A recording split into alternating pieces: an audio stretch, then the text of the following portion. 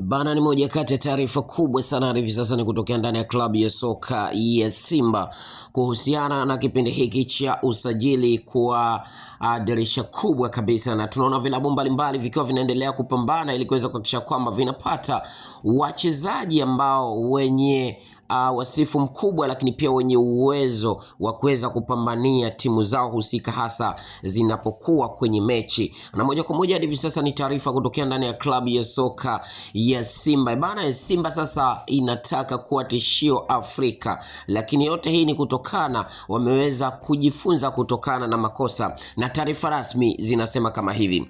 Bana, Simba Sports Club ipo kwenye mazungumzo ya kumsajili kiungo mshambuliaji matata sana Mohamed Daliou Bongoura, raia wa Guinea mwenye umri wa takriban miaka 22, ambaye kwa sasa anakipiga katika klabu ya MC Alger, ambao mchezaji huyo ni miongoni mwa majina yanayohusishwa na mpango wa wekundu wa Msimbazi Simba Sports Club katika kuimarisha safu ya ushambuliaji kuelekea msimu mpya. Lakini pia taarifa zinaeleza kuwa Bongara anaonyesha nia ya kujiunga na Simba Sports Club, na ameeleza kuwa anaipenda sana Simba Sports Club, yupo tayari kujiunga na memba hao wa soka ndani ya Tanzania, na hivyo basi hadi hivi sasa jambo linaloweza kusaidia mchakato wa mazungumzo kati ya pande zote mbili zinazohusika. Hata hivyo taratibu za usajili bado zinaendelea kabla ya kufikiwa kwa makubaliano ya mwisho kwa pande zote mbili. Iwapo usajili huo utakamilika, Bongoura atakuwa nyongeza katika safu ya ushambuliaji ya Simba Sports Club, huku klabu ikiendelea kujenga kikosi chenye ushindani mkubwa sana kwa ajili ya mashindano